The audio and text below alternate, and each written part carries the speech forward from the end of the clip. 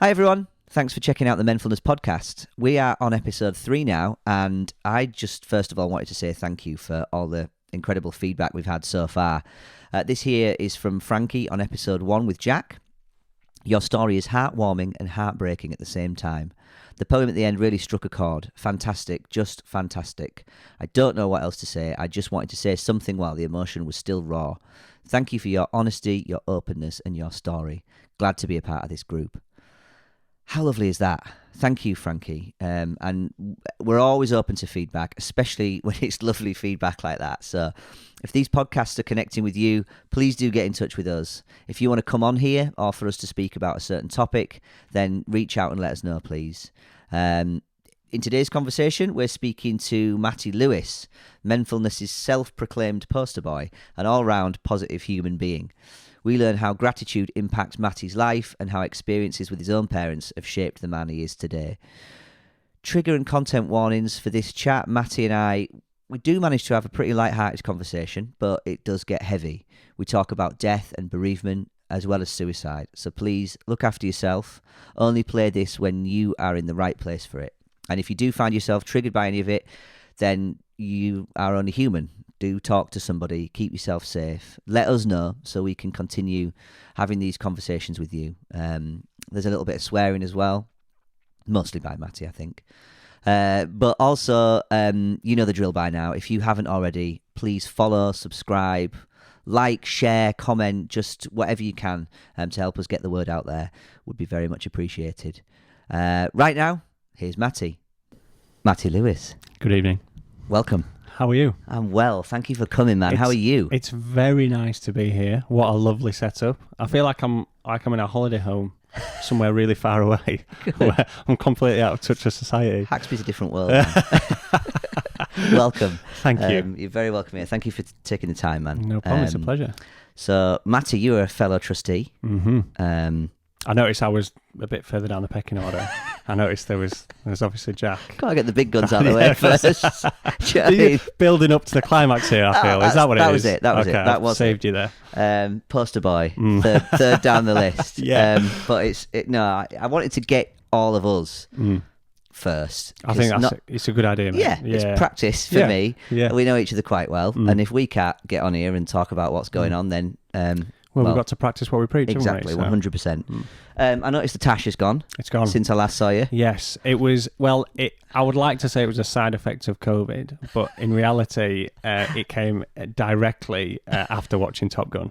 Is that right? Yeah, that's right. And I don't know, like I got mixed feedback, and then I woke up one morning, looked in the mirror, and thought. Some people said awful. Yeah. Some people said terrible. The Instagram votes were wild. I had like 8 votes, and yeah, I mean, I think my mum berating me throughout having it wasn't great, but that wasn't the audience I was trying to appeal to, obviously. But the porn star Tash went one morning. Yeah, I literally woke up and I looked at myself in the mirror and I thought I need to grow up, and I did an Instagram vote and it was about 62% get rid, and so it went. It's not a clear cut, is it? No, it wasn't. It wasn't easy, and the thing is, I had a lot of influential people that said keep it, such as Brendan O'Hagan, who said no, keep it, and I've had to upset him with it, unfortunately. I was surprised at how bushy and Thank you. healthy it looked. Yeah, it takes a lot of practice. No, I'm sort of lucky enough to have a full head of hair, unlike the other members of the committee, and the ability to grow quite a full beard. It didn't take long for dissing the others, did it? Minutes in. I know. I feel bad already. I don't, but I should say that. No, honestly, on a serious note, you are probably one of the most positive people I know. Oh. And so I thought it would be really interesting to talk to you initially about sort of how do you do that? Is it real? Have you got an off day? What really pisses you off? Come on, I want to know. Yeah, nitty gritty. Positivity. Talk to me about it. Yeah, for me, it's a simple process of what's the first thing you think about when you wake up in the morning, and that's something that I've done for years. I couldn't tell you there was a specific turning point. I don't know, but I've always just thought first thing I think about in the morning. Right, what is today about?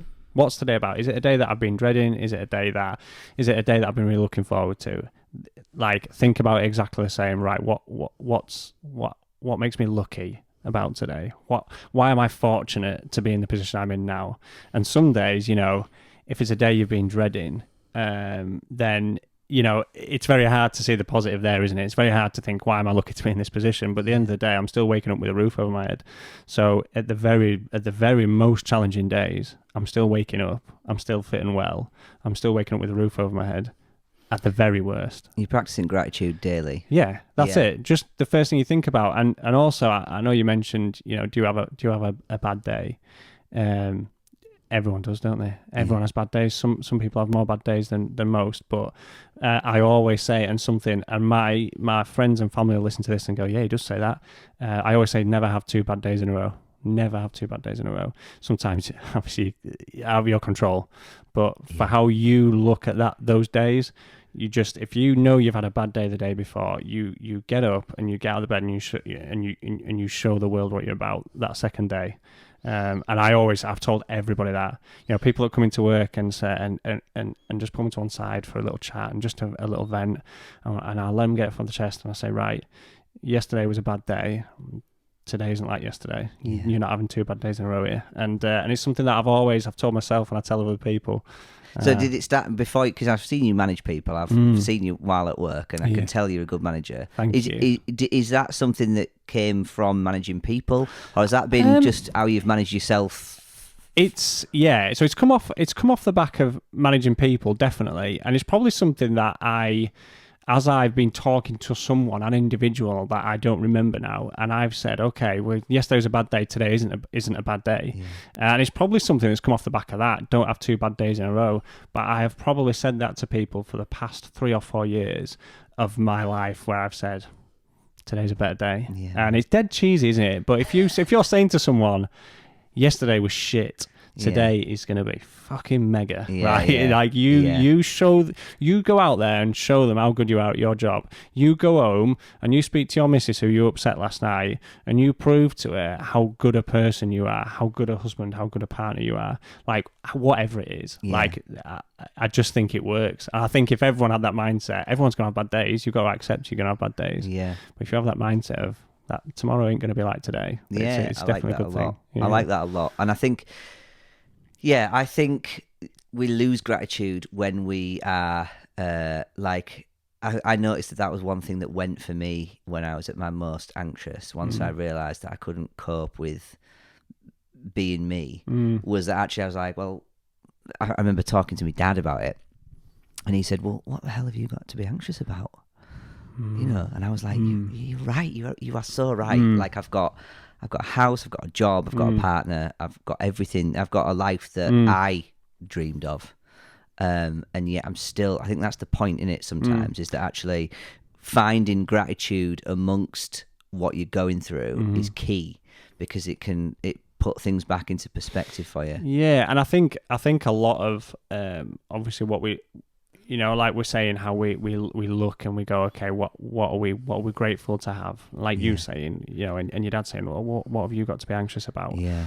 He's absolutely right. And it's such a good way, because that'll change your mindset and go, oh, do you know what? You're absolutely right. But also, I suppose if you're telling someone to be positive, don't be anxious. Yeah. It can be counterproductive. Oh, at the time it was it was an awful conversation, but I understand it. Yeah. I understand more now that the people, why there's a stigma is because actually if you haven't been through it yourself, for you to be able to train yourself to accept that someone else's experience, despite your lack of empathy for it, then that's what needs to change. Not everyone can go through what you've been through, but at the same time, most people have something to connect them to their gratitude, and it's just finding that, I suppose. And it's and like you say, not having 2 bad days in a row is another way of saying, sort of boxing off this wasn't my best moment, but actually I can, every day is an opportunity to try again, And I as well, when you look at that day that you've just had that was just abysmal for whatever reason, or it could have just been a ropey day, you could have just felt off colour, it doesn't matter. It's understanding that actually, even if you said something you wish you hadn't said, even if you did something that you shouldn't have done, don't have regrets And it's a really easy thing to say, isn't it? Because if I got arrested for drink driving yesterday, of course I'm going to regret it, right? Of course I'm going to regret doing that. However, if you live on your regrets, if you live on the things, everything that you've done wrong or everything that you've said wrong, then you ain't going to move forwards. Yeah. For me, those regrets are just all part of developing you and making you a better person, making you a better version of you. So, and I can't remember the exact words to it, but someone described your life as being like a pencil. So you've got the eraser on the end, you've got the lead, the stuff in the middle, the important stuff, and then you've got the bit that you completely sharpen it all the time. Yeah. And every time you fuck up or you have a bad day or you face a challenge, that pencil's blunt. You can't use the important stuff in the middle, it's blunt, so you resharpen it. That resharpening process is almost like on a daily basis is where you reflect. Or you think, I wish I hadn't done that, or you're having a conversation with your partner just to talk things out, or whatever it is. But if you don't do that, it doesn't make you who you are today. The bit that you should never use is that eraser on the end. Yeah. Because as soon as you start erasing shit, you're going to make the same mistakes. Yeah. You're going to upset people all over again, and you're not going to be the person that you are today. So when we talk about reflection and becoming the best version of you, don't ever have regrets. Yeah. You lose twice with the regret, don't you? Yeah, of course. You've made the mistake and you spend time worrying about it. And just living with a mistake is so difficult. And you hear people say, don't you? You hear about people that have committed murder or horrific offences, and you think, do you know what? I'd rather they were alive in prison suffering the consequences of that, right? That is, on a broader scale, what we're talking about. We're talking about if you make a mistake, you've got to live with that. You suffer as a consequence of that. But you cannot beat yourself up daily about it. No. You know, we all make mistakes through life. There's no one in the world that is perfect.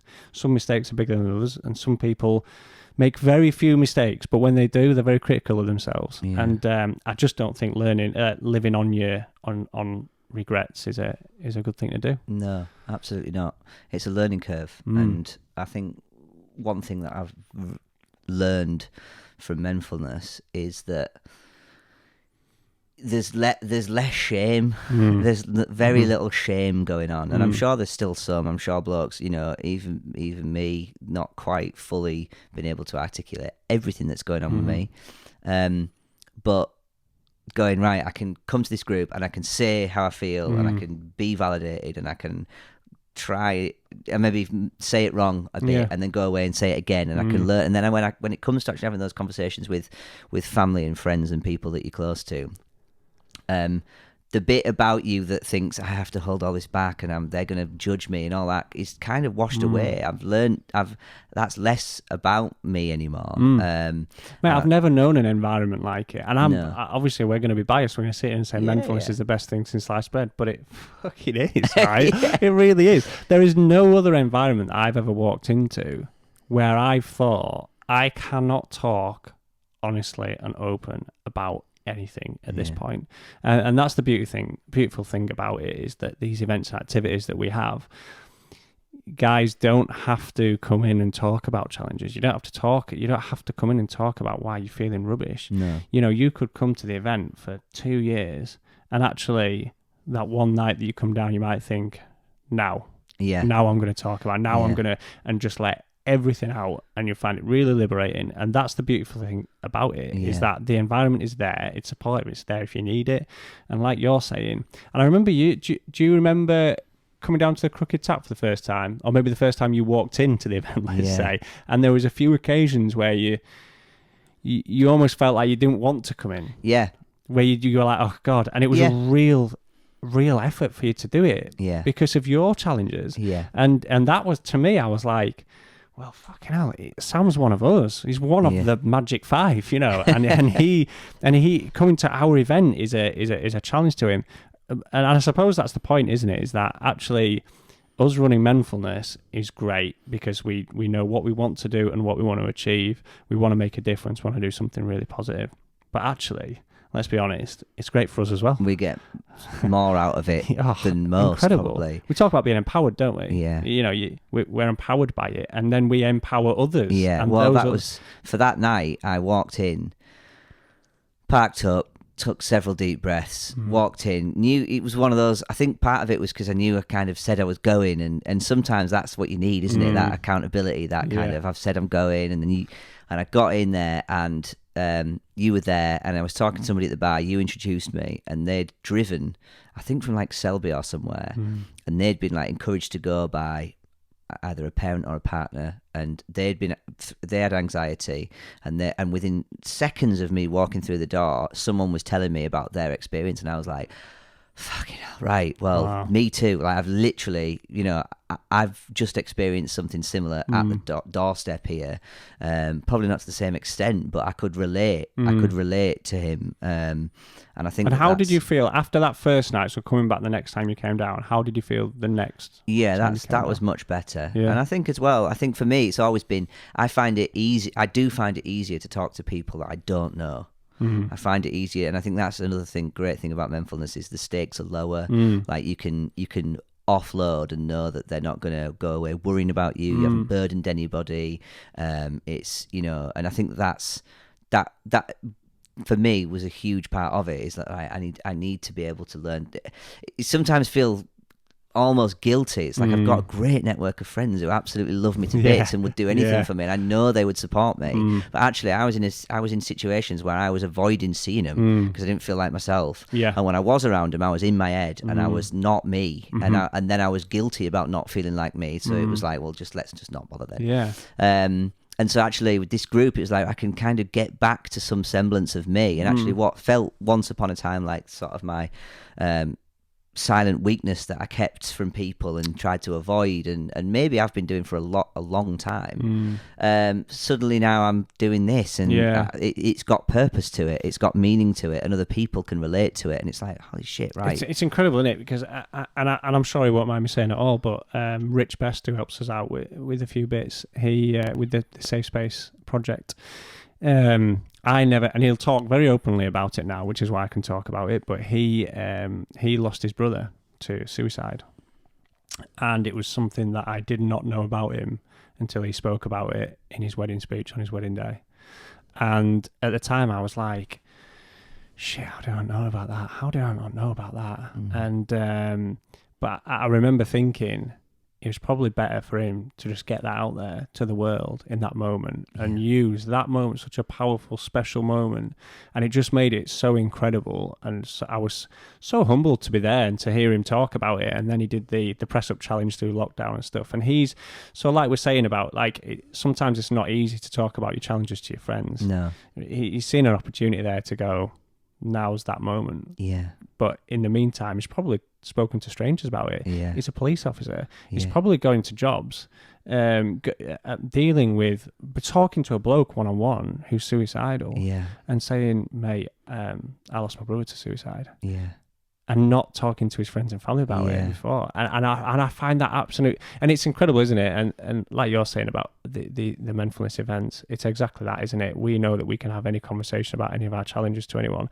It's relatable. We use that word relatable so much, don't we? do. And then that's the important bit, and that's why we do all the different kind of stuff, don't we? The five-a-side footy, the retro gaming night, the walk and talk, the dad's daughter's hair school. There's something for everyone, but it makes it relatable. We're tricking people to come to these events, aren't we? To open up. Get in here for the football, but stay for the venting. Yeah, definitely. Thank you, mate. Yeah, I think it's worth mentioning to people that you do have a side channel, a YouTube channel, the Positivity Hub. This was during, was it the first lockdown? First lockdown, right at the beginning. And I would say that although it doesn't continue, it will always be there on YouTube. And I suppose the reason being was that, first and foremost, we wanted to just do something and to take people's minds off COVID. And Mike is a good friend of mine. He interacts with Menfulness and he'll come to a couple of events, but he's not part of the team or anything like that. But he was my support bubble. He was so we're backwards and forwards, and so it just seemed right to, well, why don't we just, and I remember having this conversation with him and saying, mate, we put the world to rights. Sometimes we'll sit here and talk and we'll say things and I'll think, God, I wish that was like, I wish we just recorded that, because that was really, what we said there made so much sense. We almost talked ourselves round to these really good mindsets and mantras and stuff. And I think we just said, well, why don't we? It's lockdown. We're doing it anyway. Why not record it? We're doing it. Yeah. So we did. So we just started recording us sat there talking for an hour. Yeah. And then we asked our family and friends to give us topics that they wanted us to talk about. And we ended up getting a lad from America who messaged and said, I'd really like you to talk about bereavement. And, I haven't dealt with a bereavement of a family member. I haven't even spoken to my wife about it. And I'd like you to talk about that. And we did. And then further down the line, he messaged and said, I did have that conversation with my wife. And I'm so glad I did. And that's, do you know what? If was we this did some random then? Was it? it? Yeah, Wow. they just saw it. And to this day, like I would always say that it was just worth doing all those hours and hours and hours and hours and hours of recording. It was worth doing it just for that one. If it helped that one bloke, it was good. So yeah. Well, it definitely helped me, and I think it will help others. There's lots of different themes on there: PTSD, anxiety. Yeah. There's, I think we spoke about bereavement on there as well, and you talked about the vaccine a little bit. You definitely sort of you didn't hold back. I think the two of you as well clearly have a good relationship. Just clearly, you can talk about whatever you want. Yeah. The fact you could make that public, I think, was amazing. Thank you, man. We're trying to do that, a little bit of that now, and I know it's You're much more professional setup here. Well, it has to be said. I think you two really nailed it. So I think if you want to listen to Matty's Positivity Hub podcast, YouTube the Positivity Hub, maybe stick Matty in there as well. Like that, and it will come up. It's always good to stick Matty in anyway. Anyway, generally helps. Matty, so that's maybe a good point for us to talk about then, sort of what led you to Menfulness. How did you become involved? Like what have you been through? What does Menfulness mean to you? The initial involvement wasn't a choice that I made. It was ultimately suicide amongst men became relevant to me because a friend of mine who I used to work with, Mick Atkinson, took his own life. And although I didn't fully understand the stigma behind men's mental health and have I didn't feel particularly educated about it. I had that sense of confusion on why did Mick take his life. He was this big Yorkshire lad that, everybody loved him. He had a great job. He had wife, children, just had a baby, beautiful house. Just a very popular guy. Loudest guy in the room, funniest guy in the room, everything going for him. Yeah.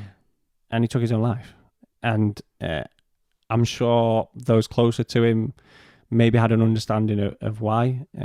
But for me, who was friends with him, we at the time we were organising a trip up to the Rugby League Magic Weekend, and I kept those messages for a very long time, and I would scroll through and think, why? Was there anything? Was there absolutely anything? There was nothing. Yeah. And eventually I deleted those messages because it wasn't good for me to keep going through, but also it was the understanding that that he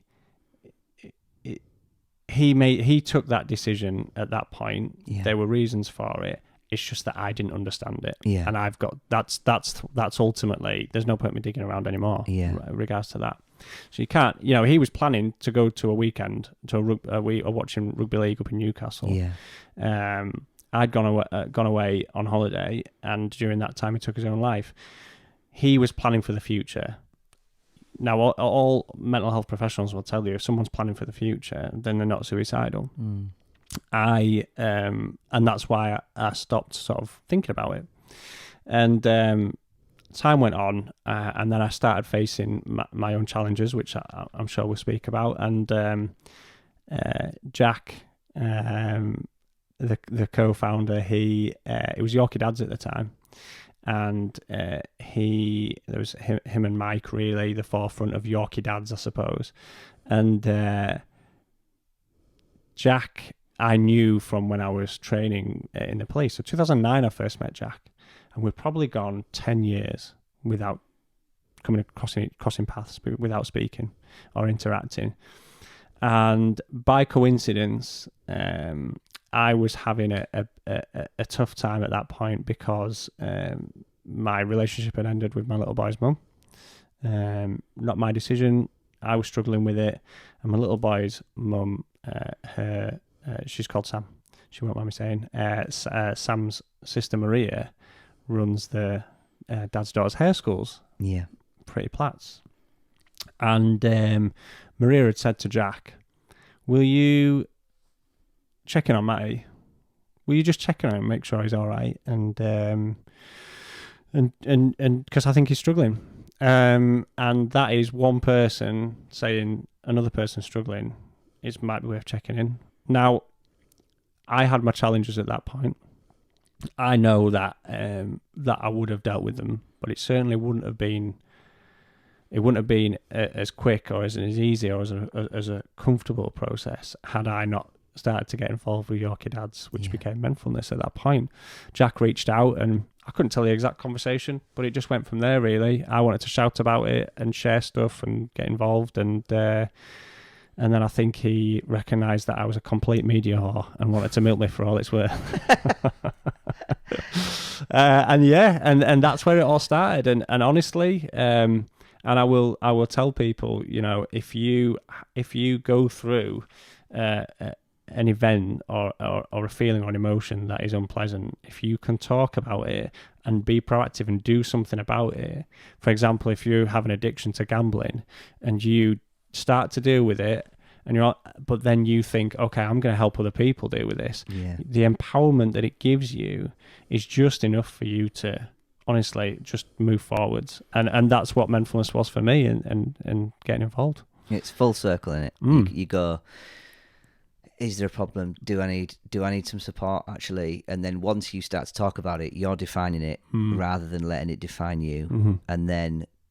And then actually, once you come to terms with it and you learn what works for you, you then get an opportunity to then talk about it to somebody else with some experience, and that then leads them to, and I think that's the best thing that I've noticed about Menfulness is that we're not precious about anything. No. And actually, if we see somebody is keen or has an idea or wants to do something, like if we can fund it or facilitate it or just encourage it, make it happen, then it does. And we put out these campaigns, don't we? And the hashtag Don't Man Up Speak Up is incredibly relevant, and the one that we push the most because we firmly believe in it and it works. It's a method that works day in day out, and we see the positive stories coming out of it. And for me, although like we'll say quite openly, we're not professionals, but we have lived experience, and my experience is that I was surrounded by good people.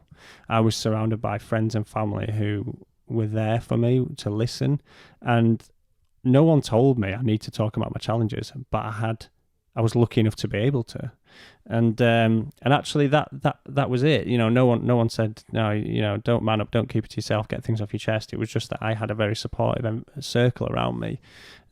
So when it came to getting involved with Menfulness, I was dealing with my challenges because I was talking to people, and then it was pushing, keeping people talking. That's exactly what I'd been doing. So it was easy for me to say, do this, right, because I knew it worked. That's good. So has that been some part of your life always then? Were you always encouraged to yeah, speak? I mean, I think I grew up a hell of a lot. I probably added 10 years to my age when I was 16. And I think it was because I learned to talk, but it wasn't me talking. It was talking to my parents to keep them engaged. And what I mean by that is strap in. My mum and dad split up when I was 16. My brother was 17. So I just, in fact, I remember it clearly because I was just studying for my GCSEs to take my GCSEs. And without talking too much about it, my dad made some bad decisions with regards to finances. That's probably all that needs to be said. And it was a very unpleasant time because of those decisions. And my mum and dad split up. What I saw then was the two people that I look up to in my life who were struggling, both of them. Yeah. And at the age of 16, you don't ever think that suicide is a thing. You don't ever think that people are struggling, especially those who you look up to. Yeah. And my mum and dad were living under the same roof, and my days were spent going in backwards and forwards between my mum and my dad. My dad had an office in like an annex bit, and my mum would be in the living room or ironing with Michael Jackson on, or up in a bedroom. And I was just going backwards and forwards, talking to them, making sure they're all right, because I hated the thought of one of them being upset. And that went on for, I mean, it could have been going on a year. And I remember times when I saw my dad cry. I could probably count those occasions on my left hand. And I remember how impactful that was, seeing my dad cry. And it hurt to see him like that. And then thinking, okay, my dad's good. Where's mum? Straight to the end of the house. Watching Peter Kay. Peter Kay got her through that comfortably. Yeah. I used to reenact sketches to her. That's quite embarrassing to admit, isn't it? And I suppose, and my mum will always say, the fact that I was doing that was an absolute lifesaver to her. And then my dad eventually moved out to Bradford and got some work out there, and then moved out to Lithuania, got some work out in Lithuania, and was very, very happy out there. My mum had to rebuild her life, which she has done, and some. What an inspirational woman! She got herself back on property ladder, and now she's almost, she works so hard, and she's almost paid the mortgage off, and she's extending the house and all sorts. And I couldn't be prouder of her. She's an incredibly strong woman, and she's taken me, my brother, and my gran, who struggled with her health. My gran's beaten cancer twice, and she now lives in with my mum, and they power on. And yeah, I've got very strong people around me, but it all really came out after in that period of time. Yeah. That actually I had family members who were weak at that point who are now a lot stronger for it.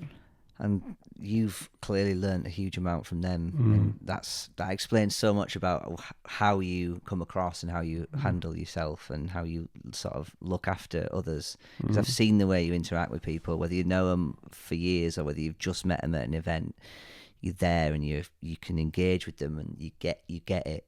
Thank you for telling me that, man. No, thank you for letting me talk about it, mate. That's an incredible story, and must have been so hard for you at such a young age as well. You're just kind of getting to know who you are at that age, and I guess a lot of people at that age want stability. But mate, I mentioned earlier about not having regrets, and honestly, like, it matured me. Yeah. Like, it really, you don't know what path you're going to take in life at the age of 16, I suppose, do you? But that experience, it matured me so much, and it felt like it made me a better person. So actually, if you're going to take the positives out of something like that, then that's it. I'm grateful that my mum's here today to show me the way. And do you know what? The interesting thing is that my mum brought me and my brother up to be, if you can stand propped up in a corner of a room, you're well enough to go to school or go to work. Yeah. Like, so ruthless. And first guy in. Yeah, exactly. Like that, absolutely, she will have none of it. She'd make sure we're up and out of bed at 7 a.m, and if we weren't, she'd throw water on us and chuck the duvet out the window, and like, she was just that way out. And I'm so glad that she was. And my dad, before we lost him, was the sort of guy that would talk to anyone. Like, literally talk to anyone. He had time for everyone. Sometimes at that age, you're like, oh, Dad, stop it. Like, stop talking to everyone. Like, and you don't think about it. But actually, the combination of those two personalities was so influential on me that that experience, as tough as it was, certainly helped me with my outlook on life now. Well, what we want is for our kids to be the best bits of us as parents, don't we? And mate, that sounds like you've definitely taken on the best bits, man. I hope to meet your mum one day. I really do. Honestly, she'll live long in the memory, I'm sure. She's absolutely ruthless, and she'll tear me to shreds. But I don't mind. I want to see her like that. That's exactly how I want to see her. Yeah. She's a very inspirational woman. As is my gran, has to be said. She turned in 90 something that she'd rather I didn't say the other day, and she's still doing mobile hairdressing now. What? Yeah, she'll take herself off on the bus with all her equipment do a perm, and Do you know what? She's great. I remember when she turned 19, she was still working in a hairdresser's in Honley, and I remember walking in, and I just used to love that environment. You know, walking in and my gran and these customers, and they were always the same. It was always the same customers. It was her friends. Yeah. So of course she loved going to work. You know, going to work at that age keeps you going, doesn't it? It keeps you healthy. Yeah. And I remember walking in, and all these lovely little old ladies used to coo over me because I'm 6'5", and I described it as I used to feel like I was looking out across the top of a flock of sheep because there was all these perms. and then my gran, she stopped with the salon because in her own words, all the customers are dead. That's business Outlive sense. them all. Yeah. So and honestly, she looks so well. She wants to cook roast dinners all day, every day, and do everyone's washing and look after them. All my mates growing up all called her gran. You know, she's everyone's gran. My mum calls her gran. Everyone calls her gran. She's amazing. So I'm lucky. I'm surrounded by a very inspirational. Maybe that's the secret. Maybe it's it looking is. after everyone, looking after people, keeps us going. Yeah. You touched on a little bit there that you lost your dad. I'm really sorry to hear that. Can you tell us more about that? Are you happy to talk about that? Yeah, of course. So my dad moved out to Lithuania, and I would probably say, I didn't see him for a few years, although we would talk every other day, I would say. And I remember he came back to the UK, and we saw him, and I remember my brother seeing him. We met him at a pub the other side of Huddersfield, and I remember thinking, God, Dad's aged. I remember thinking that. Of course he has. Like, of course we all Time's have. passed. Yeah. I remember thinking that and saying that to my brother, and we sort of laughed it off. And another few years passed by, and me and my brother have conversations about, we should fly out to Lithuania and see him, shouldn't we? But again, we're having conversations with him every other day. Sometimes most days actually, but we would always. He was more of a mate in a really nice way. He was more of a mate at that point. We would talk about the footy. He was a Swansea City fan, bless him. No wonder he'd aged. He was more of a house things, but actually he was still that male role model in my life who had, if I was having a relationship problem or I needed advice about the car or something like that, he was always there for that. So we used to talk on Skype and whatnot. And then around the period of time when my brother was like, oh no, we've really got to fly out and see him, I very randomly got a phone call from someone who said he was one of his friends. Sounded a really lovely chap, and he basically said, look, just to let you know, your dad's just been taken to hospital. He's had a real bad sort of chest infection. He's fine, but I feel like I should let you know. I said, oh, that's, I really appreciate you. Sort of letting me know. I'll have a chat with my brother, and we'll see about coming out. Do we need to, is he sort of like, because I didn't know how the healthcare system worked over there. I said, does anything need sorting out insurance, payment wise, anything like that? No, don't worry about it. It's all fine. It's sorted. And I rung my brother, told him, all right, well, let's see how he is tomorrow. Let's check in with him tomorrow. Yeah, no problem. And I rung him, and he was in hospital. And he said, doctor's coming to see me shortly. And bear in mind, I'd spoken to him probably a few days before, and I didn't feel like anything was amiss. I remember I had George with me, and George was at the age where he could say mummy, daddy, and love you, but he would say uh-ooh. And George was with me, and I've been on the phone to my dad on loudspeaker chatting away to him, and he sounded confused. He sounded not himself. He sounded poorly. Mentally poorly, and I'm sure I know what I mean by that, but it's very hard to explain. He just didn't sound himself. And the thing was with my dad is that my dad wasn't the guy that said, love you. He wasn't the guy that was hugely affectionate. And I remember my dad said, "Oh, the doctor's come in, so I'll have to go." I said, "Oh, no worries, mate. Give us a ring back once the doctor's seen you." And then he said, "Okay, yeah, no worries. See you later." And just as I was about to put the phone down, sort of exactly the same moment, George said, "Uh-oh," right? And I was like, "Oh, shit, I don't think he heard it." And I want him to hear that. It's the first time George had really spoken to my dad on the phone. And I thought, that's a moment. So I rung my dad back and he quickly answered, "Oh, doctor's here, mate." And I said, "Yeah, I just wanted you to hear what George said." I said, "Oh, go on, say it again, George." And George said, "Uh-oh." And my dad said, "Oh," he said, "I love you too, Prince." Like that. And he called him Prince, right? And that stuck by me. That was the last time I spoke to my dad. And I remember him saying, when he said, "I love you, Prince," I remember getting like goosebumps. And I was like, what the fuck was that? Yeah. And it was a bit of a moment. And I remember thinking, we need to get out there. I remember thinking to myself, I need to ring my brother. We need to get out there. I don't want that to be the last words I hear of him. We need to get out there now. Yeah. And again, my gut feeling was right. And I rang my brother and when we had a conversation, we booked flights for I think the next reasonably priced sort of available flights were like the Wednesday, and that was the Friday, and it was the following Wednesday. I think there was only one flight before that, and I've cleared it with my boss at work, and Si cleared it with his boss, and we got it all sorted, and we were getting on top of it, and then got through to Saturday, and my dad's friend rung again, and he said, your dad's been put on a ventilator. I feel like you need to get out here.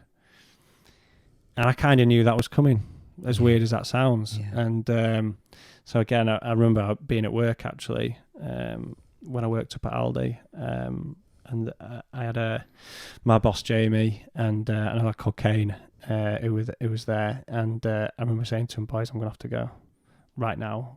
You know, I'm gonna have to go. I need to sort this out." Me and my brother booked a flight probably with less than 24 hours in advance, but we were literally like, get home, get packed, get to the airport kind of a feeling. And we went out and we flew out, and we were met at the airport by Dad's friend, and I remember the first thing I thought was, why is this 25-year-old lad friends with my dad? Sort of a feeling. But great, and they were lovely couple, absolutely stunning couple. And they picking us up from the airport. They said, we will obviously go to your dad's apartment, which is where me and my brother were going to stay. But let's get you to the hospital first because the doctors want to talk to you. And I remember thinking, well, you sort of know what's coming here, don't you? And I was nervous because that part of Lithuania looked run down. Not an affluent part of the world, I would say. And I didn't know anything about the healthcare out there. I thought, God, what sort of healthcare is he going to have? Am I going to literally just want to pick him up and drag him to the UK as quick as possible, sort of thing? We got to the hospital. It was a university hospital, and it was 1 billion times better than any hospital in the UK. It was incredible. Really? It was a work of art, this place. Wow. Again, there were like language barriers and stuff, but we walked onto this ward, and this doctor, incredible man,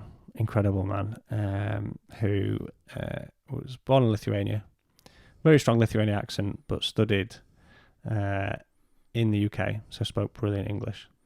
And him and another doctor took us into this room, and there was this projector with all his everything on the wall, and his scans and his x-rays and everything, and they talked us through everything, and we were in there about 2 hours, but it wasn't just this is the condition your dad is in, this is where are you going to stay?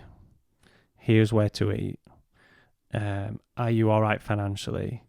I am here for you. Whoa. Yeah, I know. It was incredible.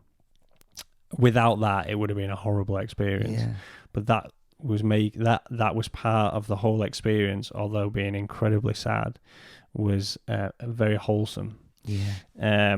So after we saw the doctor, went in to see my dad, and he looked horrific. So he had pneumonia that had developed into sepsis. He was on a ventilator at that point. looking a bit dishevelled. He always had this big grey beard that he never got rid of, and we spent some time with him. And the visiting hours, you could see someone 3 times a day for an hour at a time, so it didn't feel like nearly enough, but that's how it was, and that's how they worked it. But in that hospital, they have one doctor for every 3 patients. Incredible. Yeah. And I was just like, look, I just respect them for this. They were clearly trying everything. And we'd spoken about everything. You know, they'd said, look, if he starts to improve, but he only improves to a certain extent, do you want to get into the UK? If he does get better at this point, he's going to need round-the-clock care anyway. So you need to consider that. And honestly, there was all sorts of concerns and complications, and our heads were completely fried by the end of that day. And then Dad's friend picked us up and took us to this restaurant where we were met by about 6 other couples, and they were all friends of my dad's, and we were sat there and they're like, look, you know, don't worry, we've got this food and drink, and I can comfortably say the nicest people we've ever met. Lithuanians, yeah. And they were lovely, and this one guy said, he said, your dad maybe won't have told you, but we're all Jehovah's Witnesses. And he said, your dad was studying to be a Jehovah's Witness. And they very quickly pointed out that Jehovah's Witnesses over there are not like Jehovah's Witnesses over here. Yeah. They don't knock on doors. You know, they run kitchens for homeless people. And obviously they go and they worship and they pray, and they go to religious ceremonies but that's what they did. They just looked after people. Yeah. And they were telling me stories about how my dad, when he had a dog called Amy, and he used to take her out for a walk, a little black Labrador, and every person, every Lithuanian used to walk past, he would always, in Lithuanian, say good morning, good evening, hello, how are you? And Lithuanians being Lithuanian would just walk past him, but it would never deter him. He would always make sure that he's being polite to people, which I found was amazing. And me and my brother had spoken about, you know, like, why is he so happy in Lithuania? Originally he moved out there because he got work, but then he retired and he stayed there. Why is he so happy in Lithuania? And that was the reason why, because he was studying to be a Jehovah's Witness, surrounded by these incredible people. Yeah. And I'm not sitting here saying that I would be a Jehovah's Witness over here, because I'm not a religious person. Yeah. But it certainly changed my outlook on that situation. They've looked after my dad, and they've taken him in. He's not on his own, and he's damn happy. He's found a community that works with how he wants to show up in the world. Absolutely. And over the coming sort of few days, he had streams of visitors. Again, majority Jehovah's Witnesses, but honestly, just the nicest people. And they all wanted to meet me and my brother. The doctor, he was this incredible bloke, and I remember he got emotional, and he explained that quite often people that move to Lithuania, if they become poorly, they stay out the days on their own. No one comes and sees them. Family aren't bothered. They go to the effort of getting in touch with family. Family don't fly out and see them. And he loved seeing me and my brother at his bedside whenever we could be there, to the point it touched him and his team so much, they said, come and see him whenever you want. So you didn't have to stick to the times. And so we were there, and getting to all sorts of mischief, and we shaved his beard off totally. He would have absolutely hated us for it, but we wanted him to look presentable, and we were laughing while we were doing it, because we know he'd have kicked the shit out of us for it. So we were chuckling away, and the medical team were all laughing as well, and that it was at the point, really, I remember that there was a day where they'd said all his numbers are picking up, everything's heading in the right direction, he's sort of beating the infection, we're going to try take him off the ventilator tomorrow, but bear in mind at this point, the sedative that we've given him, he can probably hear what you're saying. They do say he can, we don't know for sure, but so we were having all sorts of conversations with him, and I would say that it was the nicer period of time while we were there. How long were you there altogether? About 6 days, I would say. So this was sort of day 3, and things were looking up. And me and my brother, I remember we went to I remember we went to this little like burger bar kind of a place, a pool bar basically, that served like just manly food, and me and my brother just felt like we needed it. It was around the corner from where my dad's apartment was, and there's only so much time you can spend in a relative's apartment that aren't well, thinking they may not be coming back here. Yeah. And so we went out, and I remember we had to translate the menu, and I translated this item on the menu, and it translated in English to the cuddly whiskey steak. And I remember talking to my brother about that. We mentioned it quite often. Obviously, the translation was way out. Anyway, we were sat there and we were talking about, my dad, if he gets into if he's in a better place, we need him back in the UK. How are we going to do that? And we started researching it. It was all getting very, very heavy. And, we were getting advice. We were getting advice from the embassy over there, and doing all we could do at that point. And we went to bed that night. Got a phone call about 4:00 in the morning from his doctor saying, I think you should come in. We just knew, obviously, at that point. Got the taxi in, and the doctor took us into that room again with a projector and said, look, your dad's a 2 in it again. He isn't going to beat this at this stage. We're talking hours rather than days.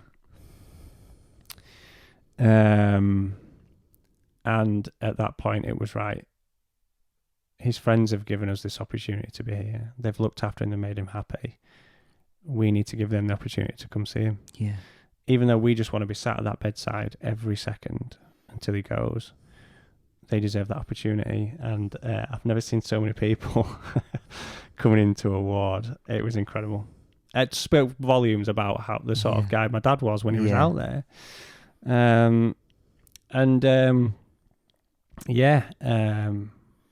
I remember that there'd been some of his friends in there, and they came out, and the doctor said, he sort of gave us the nod, and in we went. And what I would say is that I was the vulnerable one with me and my brother. My brother's older than me; he's a year older, and he did what he felt. Natural instinct kicked in, and I felt very weak in that moment. I've never suffered any bereavement of a close friend or family member. Never mind being at the bedside when they die. So it was a very unknown experience, and it wasn't anything you see on Casualty or Holby City, and there's all these buzzers going off and the defibs, and they just said, look, he had said, I'm going to leave the heart monitor on. I've turned everything off except the heart monitor. You'll be able to see. It'll just slow down very slowly. It'll beep every time there's a heartbeat. It'll beep, but there'll be no buzzers or alarms. When he goes, he goes. And it was probably 15 minutes, and you can see everything slowing down. And the only thing I kept telling my dad, I just thought in that moment, if I was him, what would I want to hear? And I just remember telling him over and over, don't be scared. Just don't be scared. I don't know if you are. You might think I'm fucking ready. Yeah. But I remember telling him, don't be scared, mate. And it was very peaceful. It was very peaceful. And at that moment, I was like, I can't believe I fucking watched my dad die in front of me. But actually, I am so lucky to have had that experience. Yeah. So many people just get a phone call. So-and-so's passed away, I'm sorry. Yeah. I got that experience with him. And there was, off the back of it, the doctor said, we will handle everything. Tell us what you want doing with him. Do you want him cremating? Do you want this? Do you want him back in the UK? What do you want to happen? All that was taken away from us. Wow. So all the logistics side of things, it was incredible. Yeah. So it got to a point where I, obviously, as we'll cover, I absolutely do it after George, my little boy. I wanted to be back in the UK with him at that point. Yeah. And I'd said to my brother, I do want to be back in the UK, but let's see this out together. And my brother was, no, I think I'm only going to need to be here another couple of days, so I'll stay here. You get back and see George. seeing all my dad's friends and stuff before we left. Before I left, I should say. Again, just incredible, the whole experience. And my brother stayed there, and he sort of helped arrange everything. And I remember having a conversation with my dad's friends before we went. They'd put the dog, Amy, into a dog hotel, which wasn't kennels. It's a fucking hotel for dogs, right? It's incredible. Yeah. And they'd paid for it.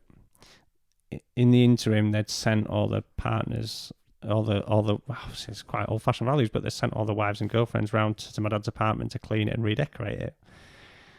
The ambulance to take Dad to hospital was €800. They paid for it, and they would not take a penny off us. That's a lot of money. Yeah.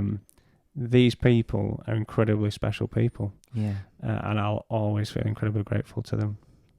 And then I flew back to the UK, and even they put a service on for my dad. My brother was there still. They did a service, and they set up a camera, VA system, and a camera and everything, and they made sure they streamed it live so that I could watch it in the UK. Honestly, listen, I would be lying if I said there wasn't still an unpleasant feeling between my mum and my dad. But there's always a line, isn't there, when someone passes away of, it's done now, and I will always talk fondly of my dad, always. He taught me so much. He used to own a bouncy castle business, and I used to go out and roll bouncy castles out on the top of a mountain on a Saturday lunchtime when I was 10, and go and get a Twix on the way home and stuff. There was always these experiences that you just have when you with your dad as a lad, or if you were a daughter, you'd have with your mum, and I was close to my dad, and although I wish I'd spent more time with him in those final years, I didn't know his health was failing him. He was having falls quite regularly. Didn't say anything to me and my brother because he didn't want us to worry. I was going to say, parents don't like to worry their kids, do they? There was some suggestion as well that he was starting to have some involuntary body movements, and that he was potentially suffering from Huntington's disease. Never diagnosed, never properly known. But what we do know is that he struggled with his health in the past couple of years before he died, and he never said a word to me and my brother. He didn't want us worrying, protecting us from it. And that means a lot as well. He knew that my brother had a little boy. He knew that I just had George. I was a new dad, and he never said anything about his health. He just got on with it, and I'll always be massively grateful for that, but also a little pissed off because I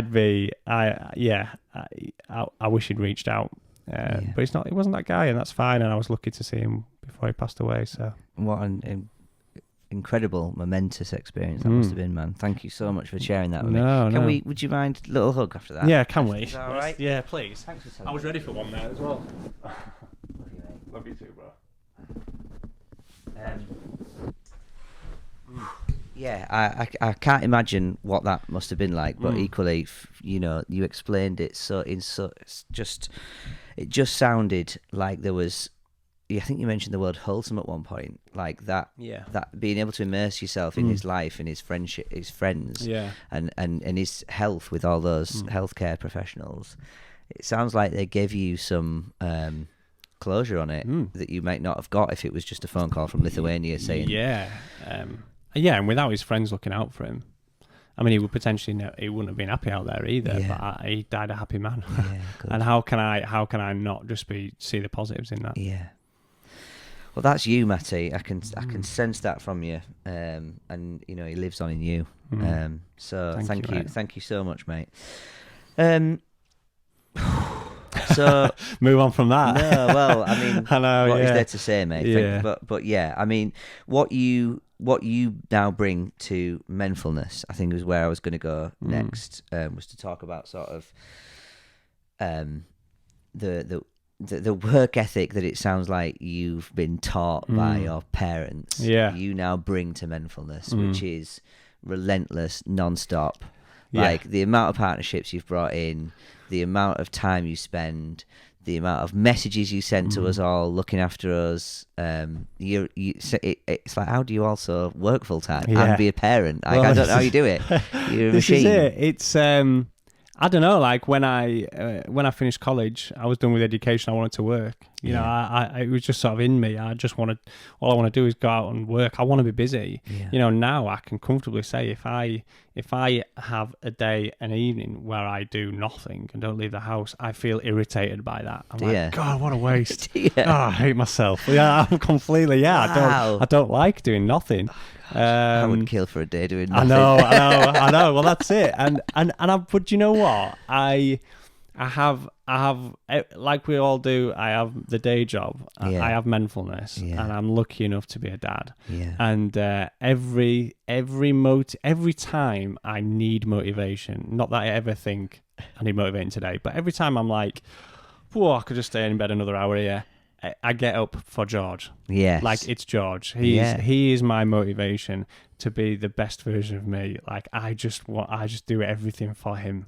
And he's a little you as well. He is. Honestly, he's a diamond. He's How old is he now? He's 6, just turned 6. And he is honestly just a little best mate to me. He is. I'm so lucky, and he sleeps 12 hours a night and he eats everything that's put in front of him, and he entertains. He's fun. It's so funny.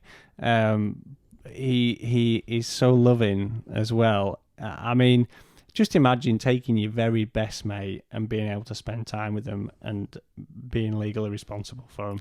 It's the best. And you know, anyone that, and I've said, and we did the dad project, and with the dad project at the beginning of lockdown, and we got Matt Kelly to do the poem, and it was because I love being a dad, and I tell everyone, if you are deciding whether or not you want children, have children. It's the best thing ever. And I remember being brought up on, I remember my mum saying to me, don't have kids young because, you know, they take over your life, and hearing people say you don't have money and you can't go on holidays and you don't have a social life and you're tired all the time. And there's always this negative stereotype around parenthood. Yeah. And I'm living the dream with George. Yeah. And I was like, no, get that stereotype out of everyone's head. And I remember seeing a video on Lad Bible of a first-time dad changing his baby's nappy for the first time, and he was gipping. And I remember seeing it had like 1.4 million likes and all these comments underneath. That's why I'm never going to be a parent. Oh, I'm not going to be a dad anytime soon. And I'm thinking, fucking no, right. And I got the bit between my teeth. And I messaged Matt Kelly, who had done, there might be some people listening who remember the NHS poem that was on the One Show, and it was everywhere. It went viral. Matt Kelly was the writer for that. And I messaged Matt and said, mate, I need your help. Here's my thing. And he messaged back, thank God, and said, don't worry, I have that exact same frustration. Let's go. And I remember sitting on a laptop right at the beginning of lockdown, and spending 4 or 5 hours into the early hours of the morning. It was getting light, and I just typed out every emotion and feeling about being a dad and what it brings to me. And I wrote about my dad and this whole thing, and I was just lucky enough to pass it on to Matt, and Matt created this beautiful poem off the back. It was incredible. And there was a bit of to and fro-ing. You know, I wasn't happy with this, or Matt wasn't happy with it, and we added bits in, and then we got the project was done, and it was sent out there on Father's Day the following year. And who shared it on their channel? Lad Bible. And it was this beautiful full circle of satisfaction. Yeah, it was perfect. It was absolutely perfect. Yeah, it's beautiful. I reckon we could probably get away with playing that at the end of this podcast. I think. Why not? Do we own the content? Yeah, there? we do. Yeah, Matt wouldn't mind, okay, and a very talented editor called James Woodward as well. Who, I can't not mention him. Very talented individual who put together this beautiful sort of visual. Yeah, and it does hit home, I think, because parenthood for me was like scary, and I put it off for quite a lot of years. And it was like, oh well, let's wait till we've bought the right house, and let's wait till we're in the right position. Never a good time, is there? Never a good time. No. But then the good time came, and then I was like, look, are we doing this or what? Yeah. Because you said, and you said it's a year, ready. and it's been 2. Yeah. Come on with it. And it was like, there's no good reason now to not except for the fact that I'm so reluctant. And what is that about me that's reluctant? And you know, I mean, shitty nappies are the least of it. It's more the existential, like, can I do it? Am I going to be good enough at it? How do I know that I won't pass on all of my insecurities and negative unconscious behaviours? And I think that's, for a lot of blokes, you know, I can't speak for everyone. It seems like you've taken to it like a fish to water. To be honest, I've taken to it more than I thought I would. You definitely, mate. You, honestly, Luna is a little bit of you, and she's not the sassy stage that she's going through now. Maybe no, maybe it is off you. She gets the sass of it of both of us. Like you say, I mean, she's a splice of us both, and you can't help but like look at them and love the bit of them that's you, at the same time as being massively frustrated about it, and love the bit of about them that's that, you know, they're with a parent, and just think that's what you want, isn't it, for them to get your best bits. But I think for many blokes there's that fear of, can I do this? And we're a bit removed from it. We don't carry them. You know, we like, I felt completely useless in the hospital watching Anna go through what she did. And so I think, and then that anxiety that she's going to come to me for the answers. You said it yourself. You look up at your parents as like sort of superheroes, and finding out that they're just human beings like us is like a. The thing is, Sam, is that you. And I'm sure most guys that are listening to this are an amazing person, right? You have morals and values. Everyone has different morals and values, different moral compass. You have great morals and values. And we don't know everything, do we? You know, it's like people coming into O2 and getting a smartphone for the first time. You're not born with the knowledge to be able to use it. It's the same with a child. You have a child, you're not just born with that knowledge. You've just got a certain element of instinct to work on, and that's about it. So the first time you come across a situation or scenario, you're just doing what instinctively feels the right thing. And I can guarantee that you will very rarely get it wrong. And something that I always say as well is that when I remember... I loved when Sam was pregnant. I mean, it's easy. It's an easy gig for us, isn't it? That period of time, that 9 months. But I remember when, you know, she's in the hospital giving birth to him, and actually, I should probably say I'd just had eye surgery, and the nurses were giving me more attention than Sam. Do you want a tuna sandwich? Oh, I'd love a tuna sandwich. Yeah, I'm really struggling now. I'm tired. Anyway, so epidural, Matty. And yeah, the first maybe 8 weeks or so of being a dad, you read about, and I immediately felt this bond with my baby, and I didn't feel that. Didn't feel this bond. There was sort of a moment while I remember looking at George and holding him, and it was maybe around the time when it was a very it was very demanding feeding wise, so Sam could only produce so much, and then obviously I was bottle feeding in part as well. It was maybe when I started bottle feeding him, thinking, and I was looking at him looking in his eyes thinking, you are wholly relying on me to keep you alive. And that moment was like, right, come on. He is yours, and you need to step up. I'm scared when I get a new phone that I don't try. There isn't an app for parent, is there? And honestly, the first time you're a parent, and the whole getting them to sleep on a night, and the first time you toilet train them, and you know, and the first time you take them swimming, the first time you do this and that, honestly, it is scary as hell. But you've been through that as a baby. You're alive now. You just have to do what instinctively feels right and reach out for support. You know, there's so much support. Well, I think that's what has happened to me. I think she came along, and actually her needs are gradual, and they're fairly immediate, and I can handle the nappy, and I can handle the food, and I can handle, and now I can handle the tantrums, and you know, and there's lots of things that she does, you know, that we're lucky for, like sleeping. You mentioned yourself, you know, all that sort of stuff.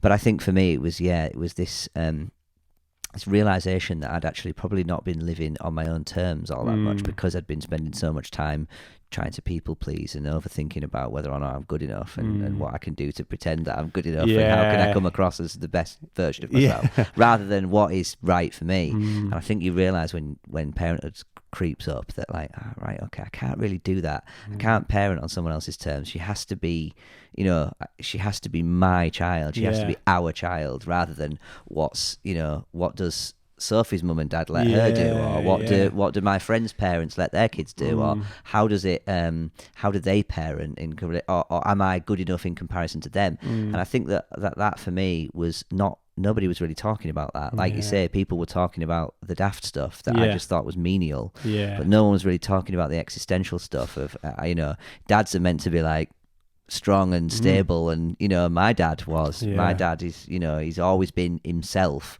100%. I've never known him not be himself. He's sure of what his opinions. I know if I go to him and ask him a question, he'll have an answer for me, whether I like it or not. Yeah. Do you know what I mean? Yeah, and I'm just absolutely. not that guy. Yeah. And so I think that for me was right. Well, I kind of need the anxiety. I think came around the same time as the realization that I'm maybe not quite sure who I am and who I want Luna to get to know. Yeah. And so, but that Menfulness massively helped with that because there's so many dads there, and so many dads who have been through so many different situations, so many dads who have fought tooth and nail to just see their kids. And so you kind of, again, it's that perspective shift of like, I've got this incredible gift and I have to, do my absolute best and show up. And I can learn from all these other incredible dads, you included. Like George is he's a little legend. Isn't he? Like he's the same with Mike's kids, it's the same with Jack's kids, it's the same. I've only met Dan's kids once or twice, but again, the same. They beam you lot. And they're all so well behaved. They're such lovely kids. There's that. Listen, I talk about George and how good he is, and sleeping and eating and just being the best. And I know I'm lucky. And I know that the part of it is a combination of my parenting and Sam's parenting. And I know that is a contributor, but I also am aware that there's a lot of luck in there as well. So when I'm always acutely aware that when my friends or family have children, I don't try and overload them with advice. We did this, so this will work. I'm not like that. No, they're all different, aren't they? Yeah, every child is different. Some stuff will work and some stuff won't. You just have to find the stuff that works for you. Yeah. And there's so much advice out there, but just ultimately follow your instincts and do try little methods. If there's things that aren't working, you think, oh well, there's no harm in trying it. Then you can try it, can't you? Yeah, absolutely. So. Yeah, we were going to talk a little bit about the partnerships, because I think that's, for me, the way the Menfulness is progressing, the way it grows, is that we make links with people and we make links with other groups that seem to fit with us. And you seem to have pulled off some incredible relationships lately, right? We've got the Nights, the York City Nights. Yeah. So for those who don't know, once a month, the first Monday of every month, we meet at the community stadium. And I know you can't make it to those events, but I think there's probably going to be some more of those pretty soon, because they're starting to get full. We're getting them to 30 blokes. I will be able to come to Monday nights, because I'm changing my changing the structure of my life around shortly. And you're very soon going to be part of the furniture at that venue, at the stadium. I'm starting up there on this Monday is my first day there. Is it? Yeah. That's come round fast, hasn't it? Yeah. Are you happy to talk about that? Yeah, definitely. Sweet. Yeah. So I am the new accounts executive at the York City Nights. I know, I'm stoked. So, listen, I'm again, I feel so positive and so lucky that I've had this opportunity, and that's come around off the Menfulness Nights partnership. But ultimately, networking, which is what it's all about, and that's going to be a large part of my new role with the Nights. And it's so you're going to be paid to be the sort of shoehorn, shoehorn, night shoehorn that you already are. Shoehorn media whore. It's quite wordy, but and again, I'm really lucky. I love rugby league, and I'm working in that environment. How lucky am I? So I'm really excited to get started, and obviously the crossover between Menfulness and the Nights is going to be amazing. But the Nights, listen, we've seen it from our point of view with Menfulness, how amazing they've been for us. And if you think about our model, we want to be proactive about breaking the stigma behind men's mental health. We are putting men who don't know each other in a room and encouraging them to talk about the challenges. At the same time, we've got Nando's. At the same time, but the beautiful part about it, to me, is that we have Nights players. Okay. Now, it's easy to lose focus, isn't it? That they're actual human beings. We're going and watching them. They're on TV. They're getting interviewed. They're on the radio. They're playing in front of thousands of people week in, week out. They're athletes. In probably one of the most masculine sports. Yeah, they're healthy athletes. Yeah. what we don't think about is that actually they're human beings. And I remember the first time I spoke to Brendan O'Hagan, who is one of our finest ambassadors, isn't he? And he is a young bloke, isn't he? But he's got the maturity of a 40-year-old. Like, it's incredible. And we have that environment. Then we have Brendan, and you've got we've got rugby league fans, we've got York City Knights fans there. Yeah. It's even more impactful if they are Knights fans, because they're looking at a player that they watch week in, week out, a player that they don't expect to struggle, and he's going, I'm a human being, and I struggle as well. Like, I have the same challenges. And I won't talk about Brendan's challenges. He'll be on one of these, and he'll tell you for himself. So. But to have someone like that is even more impactful, isn't it? Yeah. And that relationship with the Knights has grown because Brendan put his hand up and said, "I want to help you guys out." Just got it straight away, and I think as well, it's the Knights. You can tell their values are in the right place because they open their doors to us. They get it. They talk themselves. Neil, who runs it, he's there all day, and he stays hours at the end because he knows this is right. And it's not all about rugby. It doesn't matter if you've ever watched a game of rugby in your life. Yeah. You can go to those meetings and feel sort of welcomed into that club. So I'm excited to see how your role grows with them, man. I'm so happy for you. Congratulations Thank you on so that much. job role, mate. It's perfect for you. Yeah, it's perfect for you. And yeah, look, I'm conscious we're cracking on now, and we'll talk more about some of these incredible partnerships that we've got. But I think we should maybe mention the gym group in particular, because David Pickles has just completed incredible 520 something miles on his push rocket. Over what is essentially 24 hours, isn't it, really? It's incredible. I mean, and do you know what, again, like, credit to David for that. It's a hugely physically and mentally demanding challenge, and that came about because I'd been in the gym and I got just open conversation about something. And I told him about Menfulness. His response was, listen, I've had my challenges. He showed me some tattoos that he had with his own stories behind him. And suddenly there's this stranger that I'm talking to that's telling me about his challenges, and I'm bouncing back and going, this and this. This is what I want to do. Let's get posters up. Let's get banners up. We'll get the manuals ready for members. Any members can get this manual. And then suddenly the next time I see him, I'm going to do a fundraiser. I do a fundraiser every year. I'm going to do it for you guys this year, and I'm doing this. Like, shit. Yeah. And it's incredible. And it's exactly. I think people hear about what we do, and the fact that we have day jobs we do in our spare time, that the money goes directly towards the counselling. Yeah, that's a big thing for people, because they know, wow, hang on, this is making is making a difference.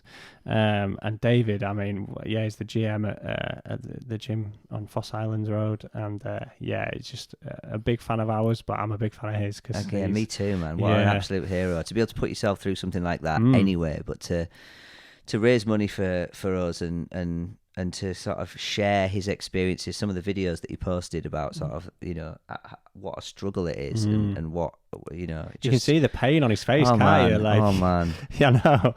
Cycling through the night in the pouring rain in Scotland. Yeah.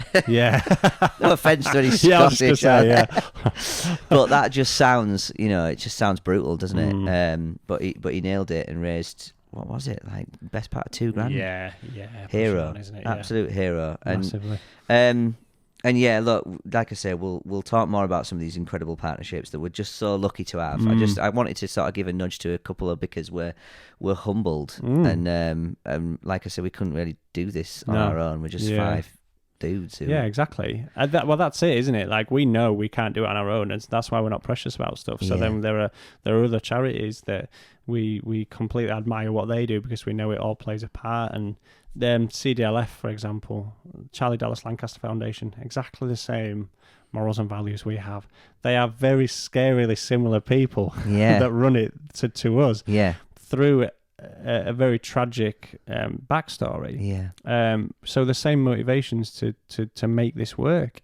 they support us, and they fundraise for us, and it's just. I feel like we get guidance from them as well. If they feel like something that we're doing, we get positive feedback from them about something. It feels like we're on the right track, doesn't it? So do check out the Charlie Dallas Lancaster Foundation and their incredible work. We're going to be doing some hosting for their charity ball, aren't we? Yes, we are. Are tickets still available for that? There's only 1 or 2 left. There's only a few left. This probably will go out after it anyway. Yeah. But you and I are going to be donning the tux. We are like Ant and Dec, Laurel and Hardy. Which one am I? So well, we know. But yeah, looking forward to that. That'll be a special night, I think. It will, won't it? I'm looking forward to it, man, for sure. And we probably should also mention our award that we've been. Yes, the BBC Make a Difference Award. So who do you know who's I don't nominated know us for this? how it's come about. No one's through told us. BBC Radio York. I don't know how it's come about, but we've been nominated, so we are on the shortlist and attending the event. That's the same weekend as that. I think that's the Friday, isn't it? It's going to be a big weekend. Yeah, it is. Jim from Radio York came down to the football on Wednesday to ask us some questions about sort of what we do and how the football works and stuff like that, and how we felt, and it's just mind blowing. I think use the word humbled. To me, I love doing this stuff. Yeah. I love going and talking to people and being on the radio and being on the TV and talking to someone who tells me the worldly problems and then 6 months later says I wouldn't be here if it wasn't for Menfulness. And honestly, like, just the journeys and there's 2 things that motivate us. I can confidently say this. The first is when someone says, this has completely turned my life around. Yeah. If we did that for one person and then we knocked it on the head, it'd be worth it. But this is week in, week out. This conversation being had. And the second thing is, I can't speak for all 5 of us, but every time I hear that another bloke has taken his own life, whether it's local to York or not, I just think we've got to do more. Yeah, we have to do more. I think that's the weird, bittersweet thing about it all, is that part of it's like, wow, this is gathering momentum and people are coming on board, but it also sort of outlines how much of a gap there is already and how many people are probably. Everybody needs to hear about it. Not everybody needs it. Not everybody's ready for it. And like you said before, there's an entry level, hopefully, for most blokes. Even if you just want to come along and play some video games or play some football, you don't have to say anything. Yeah. But once you're in, you start to feel more comfortable to be able to talk. And even if you're absolutely fine, you might just be sort of trying to maintain a good level of all right. But yeah, I can't remember what I was going to say, but I feel extremely, extremely lucky to be a part of it. Yeah, likewise, mate. I feel like we speak about empowerment, don't we? And obviously there are sort of 3 challenges that I felt I've had, and they all came in an extremely short space of time. And I feel like I've been able to deal with that because of Menfulness, because I've been able to do this and call it voluntary work. Like I'm like blessed to be able to do this stuff. I mean, the future, things are gonna grow. I mean, something happens every week, doesn't it? And someone comes along and says, "What about this?" And we're like, "Well, shit, yeah, I've got a running club now." Exactly. Yeah. And it's great. People want to help, and it's growing, and it's making more of a difference. But I think until we turn around and we recognise that the stigma is broken, which may never happen. We have to be realistic about it, but until we are comfortable that we've made a difference, then we will go on and on and on. And I think we'll be doing this until our final days, mate. I genuinely think we will. I hope so. Yeah. I hope so. I've found, I feel like I've found a bit more of a purpose. I've been trying to I've done a few little video blogs. I've done a few things online before. I've written some blogs. I've got a charity cinema club that I run, and all those things have been great, but I feel like they've all led me towards this, and that what we're building now is something remarkable. But Sam, and honestly, this could be a blowing smoke up each other's ass kind of a moment, but for you, honestly, since you came in, it was like we had direction, we were heading in it, but to gather some real momentum, you have been an absolute game changer for us. You come in and you get a grip of a situation, and I cannot speak highly enough about the when we gained charitable status moment, and listen, Dan, Mike, Jack, they'll all agree with me here. We are thick as pig shit when it comes to stuff like that, right? And you took it, and you won't mind me saying, on a daily basis, you drop in these charity nuggets. That's what you call them. Do you remember these nuggets? Charity nuggets. And you broke down what was complex information into understandable language that us bellends could understand. and we understood it, and we agreed it, and it was perfect. And then suddenly, long process, you absolutely nailed it, and we've got charity status. And then we're here, we're completely verified charity, and we're like, still wow. don't feel quite like I know. It's like, honestly, like, mate, thank you. No, so we wouldn't be in this place if it wasn't for you. So, and you bring a hell of a lot, mate, a hell of a lot. I just cracked the whip. That's what it is. Any one of you could have done it. It's more that we just, each of us have our skills. Like I say, the amount of sheer amount of partnerships that you've brought on, the sheer relentlessness of what you do, and the positive vibe that you bring. And we can blow smoke up each other's ass, right? That's what we're here for. That's what Menfulness does, right? Exactly. Is that some mornings I wake up and think, how am I going to fit everything in today? And then I get a look, and they've sent a message saying, "Morning, boys. How's it going? What we're going to do today?" It's like, that's what it's all about. And so I really appreciate that you appreciate me. I mean, I thrive on validation of others. So well, I spend my life trying to, achieve it. We all love a bit of love, don't we? So cha-ching. But no, honestly, mate, like I say, whatever comes next, I'm confident that we've got the right people around us, the right groups around us, and it's going to be exciting. It is, isn't it? What a journey. It's relentless. Yeah. So look, we're nearly an hour and a half now. I've still got loads of things to talk to you about. Yeah. So shall we? Are you happy to come back and do another one soon? I'm happy to do whatever. I'll do another one. I'll go for another 2 hours. Whatever. I'm easy, mate. Well, I'm trying to keep him to an hour, and I've failed miserably on every occasion, which is fine. There's no one telling me that I have to keep him to an hour. But let's, like I say, there's plenty more to go out. So let's start to wrap it up. Yeah. Talk to me a little bit about. We talked about songs. We're going to start a Menfulness Spotify playlist of happy songs, sad songs, songs that mean something to the people that come on here. So I wonder, you've sent me two here. Happy song number 1, that would be Five Ants, Unlike Any Other. Yes. Talk to me about that tune. So Five Ants is an Irish singer-songwriter who is he does a lot of songwriting for Ed Sheeran. So I don't know if anyone's ever saw the Ed Sheeran songwriter documentary. Five Ants was the Irish guy with the moustache on there. No influence on the moustache that I had. And I'd sort of listened to his music because it was an easy listen, but never took much notice of the lyrics and the meaning behind the songs. When George was weeks old, one night, when me and his mum obviously were together at that point, George was just red hot, uncomfortably. Like, okay, this isn't. It was the middle of summer, granted, but it was still, we're not happy about this. So, long story short, George was in hospital, and he had a viral infection which developed into sepsis, and he was weeks old. And so I remember having the meningitis conversation with one of the nurses, and obviously my job in that situation is to reassure Sam. This is where I need to not worry or not show that I'm worrying, and tell her that everything's going to be all right. And George he's just so vulnerable, so small, and you're thinking, fuck me. And they needed to take him for a lumbar puncture.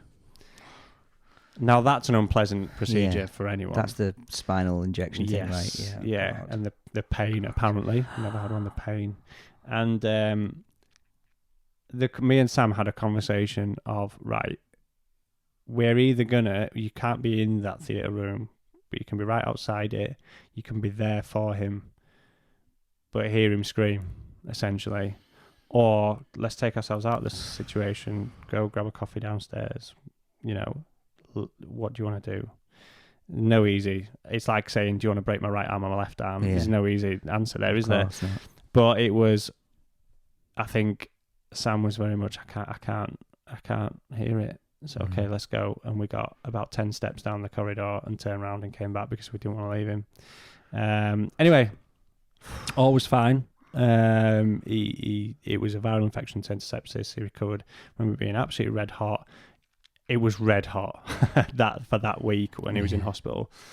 And it was lots of little shuttle runs. Obviously, we were living in the hospital with him at that point, but obviously backwards and forwards home, picking up bits and pieces and stuff. And I remember the day when we were told, he's strong enough to go home. But we said, can we, through nerves, I think, can we just sit tight for another 24 hours? Because he'd lost, obviously, he gained weight quite quickly at that age, but he'd lost a lot. He was very skinny, and oh God, he just looked. Can we just stay another? Yeah, of course. You're sort of in safe ground there, don't you? And also, obviously, if it was busy and there was people but it wasn't. So we knew we weren't taking up valuable time and resource, and it was very much a look. Can we? Yes, we can. Yeah. So I remember in that moment, and Sam said, "Oh, do you want to? Let's go get some bits sorted." And so I left her there. We were always one of us with him. So I jumped in the car and we're driving out of York Hospital. Music is my life. I'd rather listen to music than turn the TV on. And I'm putting my phone in the windscreen holder because I'm a responsible driver. And putting shuffle on. And I'm pulling out of York Hospital onto Winton Road, and this song came on the shuffle. And this song is unlike any other by Foy Vance. And it just, you hear the song and it feels a powerful, emotional song. But it was just basically it has a different meaning to everyone, and someone's going to listen to this song and go, I don't understand why you resonated with that. But for me, it was just saying how special a person is, and that person for that song was George.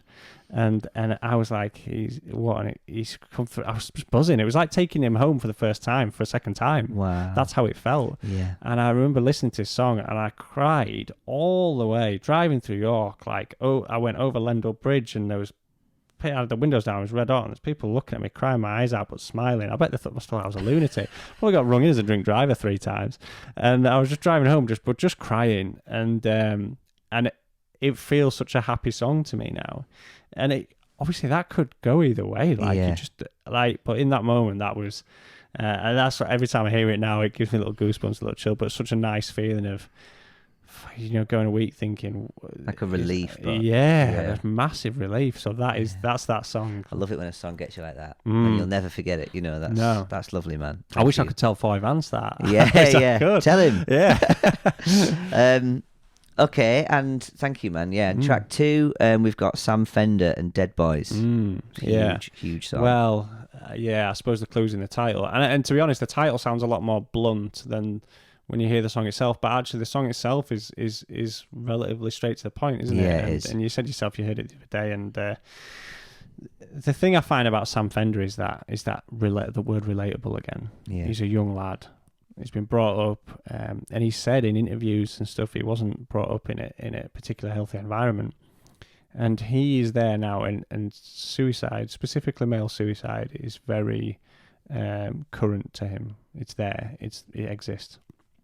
And he's writing music to address that issue, and Dead Boys is ultimately about how the fact that someone takes their own life, and then we remember them, and then everyone gets on again. We get on with our daily lives. Yeah, but we're not proactive about it. We don't do anything about it, and we live our daily life, and then someone else takes their life. Yeah, and we all feel sad and wish we'd done more, and then they're forgotten about. And it is a ruthlessly important song that he's written there. Yeah. It's the first time you hear it, and there's an EP, a Dead Boys EP, and there's a prelude as well that builds into it, and it just certainly, I know, yeah. I didn't know this. Yeah. So if you download the EP, there's a prelude, and it certainly adds to the feeling of the song, because it really builds up, doesn't it? And then at the end, it's a very energetic song, and it's just so important. And I feel like if people listen to that song, you'd be like, it is a sad reality that a lot of us know someone or know of someone who's a bloke who's taken their own life, and we need to do more. We don't need to forget about those individuals. No. Those individuals, let's make sure it's not a waste. Let's use their life to inspire us to do something about it, and decide that actually we're not going to let another one go. Yeah. And that song really, that struck with me a lot. And even on his latest album, there's a song called Dying Light as well, which is very similar, but it's more about his journey. And I know we spoke about this previously. It's really... basically, he talks about repelling the dying light. And that's his journey through life, and he's lost certain individuals to suicide. And he's repelling that light to obviously do the same. Yeah. And when he plays that live now, before he plays that live, every single time he says, this is for the ones who didn't make it. And I remember when I saw him in Newcastle recently, he said that. And I had two very masculine mates either side of me, and I was welling up. I was like, shit. And then he sits and he just plays it on the piano. He doesn't really play piano. He's a rock musician. Yeah. And he sits on the piano and he plays the opening, and the words are so powerful. And I'm not actually going to say anything about the lyrics. I want people to listen to it. It's very special because I won't do it justice. And and he talks about repelling the dying light. And I need again, to listen to that one. I've not heard that one. Yeah, it's another angle on his experiences. And I love when musicians use their own experience. They're not songwriting on generic life experience. Yeah. They are writing from the heart. Yeah. But the best songs are always written from their own experience. Where you can feel it's real, can't you? When they're performing it, you're looking at them thinking... And it felt like a call to action. Dead Boys feels like a call to action, doesn't it? It's a stark reminder of, look, we all know people who have been through this, who have taken their own lives, of the families that are still mourning these people, and there does need to be more than just this is sad for however long. And so I think it's but you hear of these, Paddy Pimblett comes out, Tyson Fury comes out, people are talking more and more publicly, using their platforms to open these conversations. I feel like it's what we need, isn't it? Yeah. Like it's all well and good us sitting here and being on Your Bit Radio and putting an Instagram post out and stuff. Obviously, I'm massively playing down what we do there, but it's all well and good us doing that. But we can only do so much. Yeah. I've only got 400 followers on Instagram. Yeah. 100 on Twitter, and my friends on Facebook. Yeah. How far can we push that? Yeah. Then you've got Paddy and Tyson. Yeah. Sam Fender writing songs like that. JP Cooper. Millions. Putting stories on Instagram about how he struggles with anxiety before he goes on tour. Yeah. You have, what was the name of the Galaxy radio DJ who spoke? He did a big documentary about his friend that took his own life. I can't remember his name now, and I'm going to kick myself for that. But I can't believe I can't remember. Yeah, and all these individuals that are using their platform to speak about male suicide specifically, incredible. Paddy, to take that situation, that fight, and stand there in a moment where he can go, I always knew I was going to win this fight, that little shit, I knew I was going to kick him in and whatever, right? You can tell I don't watch UFC. So, but he has taken that moment and said, this is what I've experienced in this last week, and we need to do something about it. To be able to articulate it that well while still in that kind of... With a Scouse accent. It's tough. You can tell how in it he was as well. I mean, I think that because of the nature of what we do, we tend to hear a lot of these stories, and they don't always make the news, but they're always, huge for the ripple effect that hit the friends, the family, the people affected, and it happens so much more than people realise. And I think that's motivation for us, isn't it? Yeah, massively. No matter how much we do achieve, and like you say, the awards we get, and the people that join us, it never quite feels like it's enough, does it? No, We've you're right. just got to keep going till everyone knows we exist. Exactly. Yeah, and we won't stop until they do. Yeah. Yeah. It's it feels special, but we do need those public figures to speak about it. It's reality, isn't it? Well, Matty, thank you so much, mate. I think that's probably about right. Are you happy to come back and do this again with me? Let me finish my tick list. Yeah, I know. You won't sleep until you've ticked that off, will you? Thank you so much, man. Thank you for being so honest and sharing what you've been through, mate. And I've learned so much about, like, you, all three of you. And it's always so busy. We don't properly sit and talk like this. I mean, we are good at sharing what's going on day to day, but like, I've learned so much more about you and what you've been through. So thank you so much, mate. No, thank you. Let's do this again sometime. Yes, let's.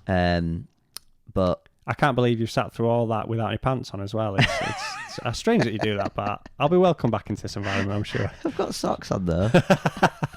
One big one.